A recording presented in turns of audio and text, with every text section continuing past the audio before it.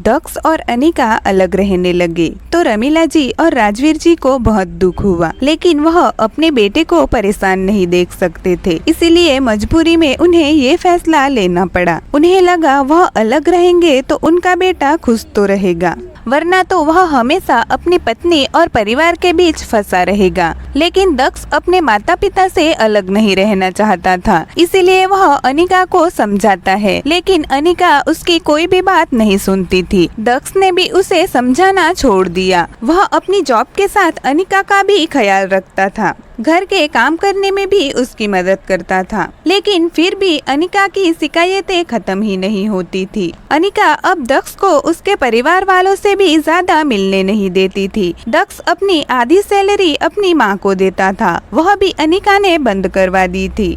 अब तो कभी कभी दक्ष को भी लगता था कि उसने अपने माता पिता की बात ना मानकर गलती की है। वह अगर अनिका से शादी नहीं करता तो सब ठीक होता। दक्ष को अब जॉब के साथ घर का सारा काम भी करना पड़ता था। अनिका अब कुछ भी नहीं करती थी। ऐसा नहीं था कि रमीला जी भी दक्ष को कोई काम में मदद नहीं करती, वह उनके कपड़े धो देती थी और खाना भी बना के देती थी, लेकिन अनिका उनके बनाए खाने में नमक या मिर्ची ज्यादा डाल देती और इल्जाम रमीला जी पर लगा देती कि उन्होंने जानबूझकर ये किया है।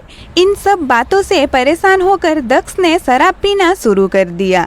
अनिका को तो इस बात से कोई फर्क नहीं पड़ा, लेकिन ये बात जब रमीला जी और राजवीर जी को पता चली तो वह दक्ष को समझाने गए, लेकिन दक्ष रोज रोज की अनिका की बातों से बहुत परेशान रहता था, तो वह उनसे झगड़ा करने लगा। अनिका भी रमीला जी और राजवीर जी को ही सुनाने लगी।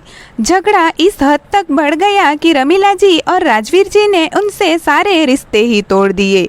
उस दिन के बाद से उनकी दक्ष से कोई बात नहीं हुई। वह अब अनिका के घर में रहते थे, इसीलिए रमीला जी और राजवीर जी या राज भी दक्ष की बच्ची से नहीं मिल सकते थे, और अगर वो लोग वहां जाते फिर भी अनिका उनसे बच्चे को मिलने नहीं देती, और दक्ष भी अब उनकी कोई बात नहीं सुनता था। दक्ष की आदत तो दिन ब दिन बिगड़ती ही जा रही थी और अनिका भी कोई रोक टोक नहीं करती थी। दक्ष अब जॉब पर भी शराब पी के जाने लगा था। ये बात जब कंपनी के मालिक को पता चली तो उसे जॉब से निकाल देते हैं और उसी दिन से दक्ष के बुरे दिन शुरू हो गए।